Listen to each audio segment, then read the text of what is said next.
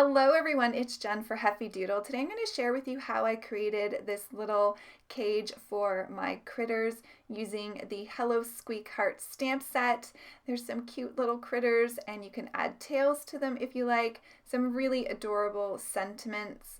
And for my cage, I'm also going to bring in the little dish here from Rescue Dogs to add for a little food bowl for my hamsters. So we're going to get started with the coloring. As always, I have the colors listed from darkest to lightest on the left-hand side of the screen. I'm going to be doing a 3-color combination for my little accessories here. I'm using BG49 as the darkest, BG45 as my midtone, and then BG11 as the lightest. I decided to keep all of the little accessories the same color palette. And this is one of my favorite color combinations. Now, I didn't realize when I started coloring that my BG11 was going dry.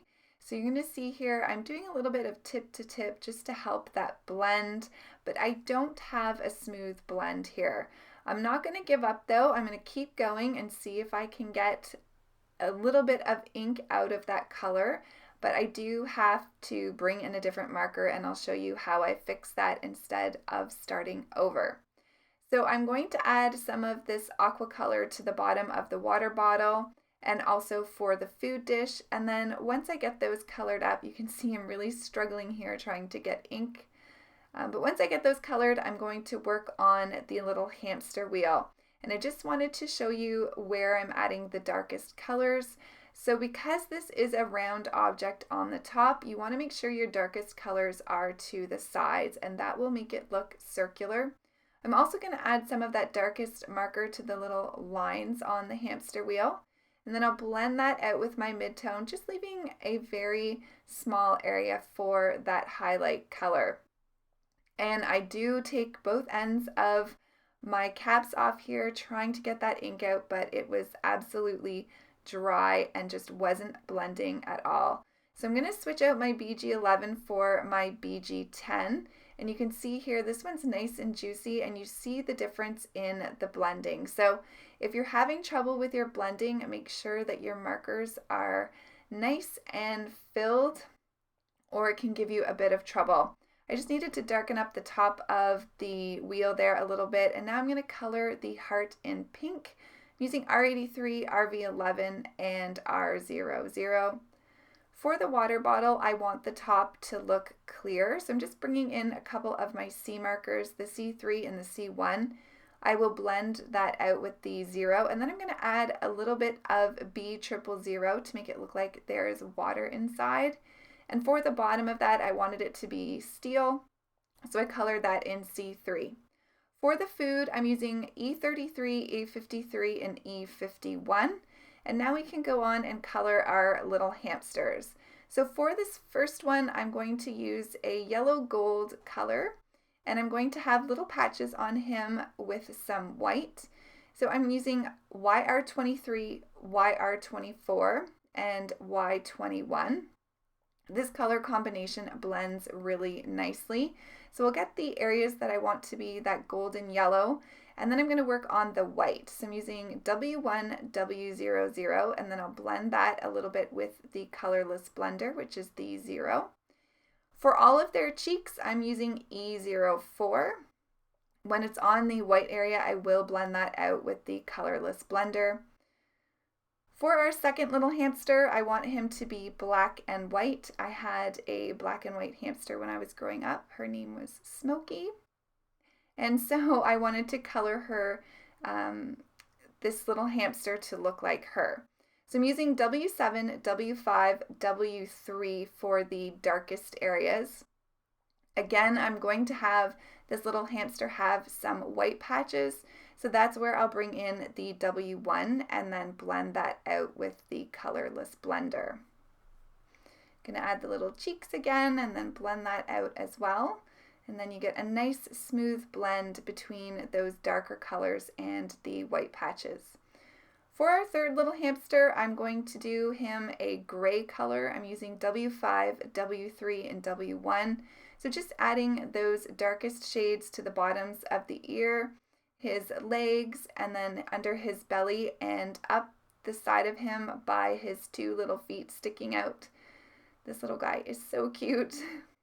I'm also going to bring in a second one of this image colored in the yellow, golden, brown, and white color combination for my little hamster wheel. So in total, I will have 5 hamsters in my little hamster cage. This final one, I'm using light browns, and I used E35, E34, and E31. I just wanted to have them all a little bit different, and I really like how all of the images look together. They created a really cute scene. So once I get this blended out, I'll add the blush again to the cheeks. I won't use my colorless blender. And we're ready to start creating the hamster cage. So I have all my cardstock out. I just grabbed some pink cardstock from my stash. I'm using the hearts border from the lovely little borders die set. I just wanted to add a really pretty accent to the bottom of my cage here.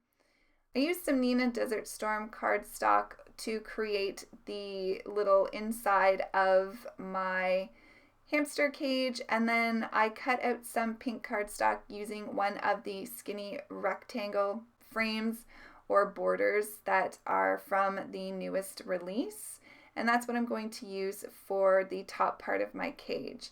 So I'm just bringing in some pattern paper, and I'm going to go ahead and corner around the bottom of the cage here. I just thought that gave a fun little accent to it. I am going to back the bottom part here with some of the pattern paper that I'm also using for behind the cage. And I just thought this was a fun way to add a little bit of detail to the cage. So once I get that in place, I can go ahead and just make sure that that's going to work. And I'm going to bring in a transparency sheet here. So this is very similar to acetate, but it is much more affordable. So I will have this linked down below in case you're interested. It is pennies compared to purchasing acetate. I'll have all the other products linked in the description box as well in case you want to see anything more up close. So I've left the backing of the transparency on there. I just find it's easier to work with, and it creates less static, and your transparency won't get dirty. So I just added some glue there. I did let that stamp block sit on there for quite a while just to ensure that it was nice and adhered to that transparency sheet. And then I just need to cut around my edges here. And this will be the top part of my little cage. So I can go ahead and remove the protective sheet on the back of that once I have this final side trimmed up, and just making sure that I have it good and adhered, and then you can see it fits nicely over that back panel. So I'm going to go ahead and I'm going to add my little insert here. So this I cut out with the Slopey Joe border dies. I'm not going to put it right down to the bottom. I know the bottom of the cage will cover a bit of that, so I'm not too worried about having it to the bottom. I just want to make sure that there's lots of that brown showing. And I did need to trim up a bit of the bottom of the cage here. I didn't quite have it cut perfectly. So now I'm just making sure that everything's going to fit. And then we can work on adding our little elements to the inside. So I'm just going to start placing some of the little things that we colored here to the inside, just making sure there's enough room. I'm going to bring the transparency here. You can see it is staticky and the images stick, but I want that water bottle to be as close to the cage frame as possible on that left-hand side. So once I sort of get the placement of these, then I can go ahead and adhere them down. I'm just going to use my art glitter glue. This is my favorite liquid adhesive. I won't be popping anything up inside the cage today just because I wanted it to be flat because I'm going to overlay that transparency piece. So again, just making sure my placement is okay and that they're all inside the little frame. And then I can go ahead and adhere these down. So I'm going to have the little gray mouse peeking out from the little house. and his little buddy to the right hand side here. Once I get those in place, I'll work on the little hamster wheel, which is so cute. And this is where I'm going to bring in the second image that I colored in that yellow, gold, and white color combination. And I'm going to have him running on the little hamster wheel. I'm going to get that water bottle in place. And I'm going to have the little brown hamster underneath it looking like he's having a little drink. And then finally, I will go ahead and add my little black and white hamster here in front of the food dish. I just wanted to make sure that they all had something that they were doing, and so that's why I decided to bring in the little food bowl. So again, I let the stamp block sit on top of the images for a little bit, and now I'm bringing out my scrapbook.com foam strips. These things are amazing.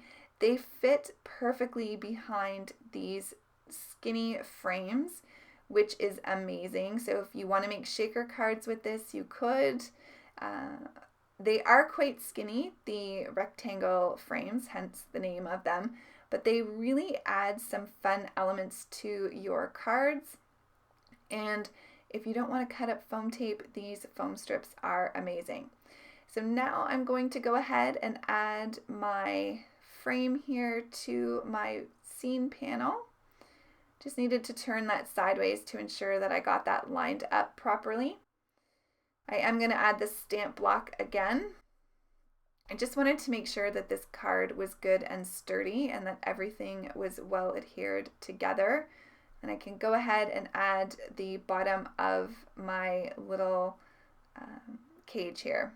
So again, I'm going to flip that over just to ensure that the bottom of the cage sticks to that transparency. I did hold that down for a little bit. And now I'm going to go ahead and add some of those foam strips so that it is level with the rest of the card. Now we can move on to creating the background. I'm just going to grab a piece of aqua cardstock here from an older paper pad by MFT. This is called Sweet Celebrations. I thought this just went really well with the aqua color that I colored for my little accessories for my hamsters. I decided to back this onto a card panel. This card is 4 1/4 by 5 1/2. I just wanted it to be a little bit more sturdy because the hamster cage is a little bit heavier with all of those layers. I'm going to go ahead and adhere this centered to my card. I don't get it centered the first time, so luckily I didn't press down, so I can just pull that up and try again. And this time I think I did a better job getting it centered. Again, bringing back my stamp block. I think my stamp block was my best friend in this card tutorial today.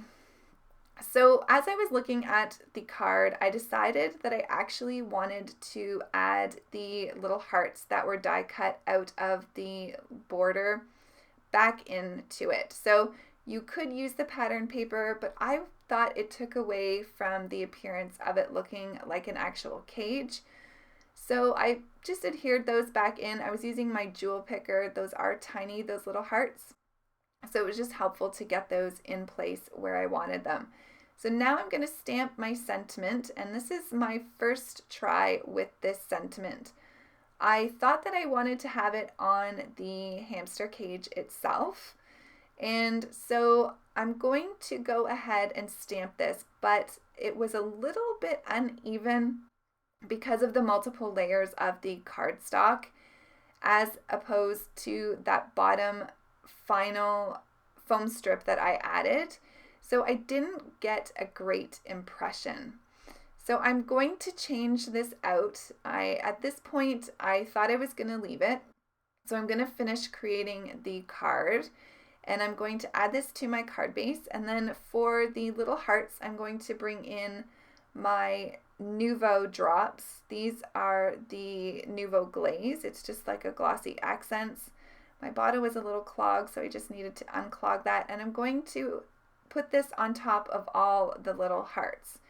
So then I turned the cameras off and I let that dry a little bit, and I was looking at the card and I really didn't like how the sentiment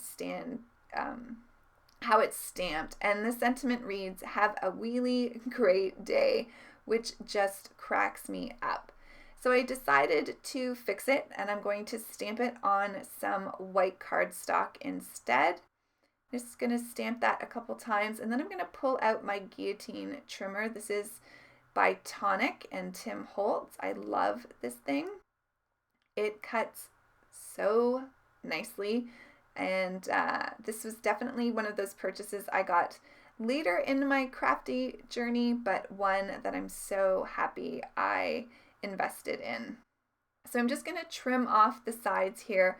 I want it to be fairly thin, and so I do decide to cut a little bit more off the bottom here as well. So I wasn't quite sure if this was going to look better, but I wanted to try it. So I'm just going to have a look, and I do like the white. I think it picks up nicely with the white in the pattern paper that I used as the background of the cage. So I'm just going to snip that one side on a diagonal, and then I can go ahead and adhere this to the bottom of the cage. And I actually think this looks better too, because the bottom of my cage was not completely straight.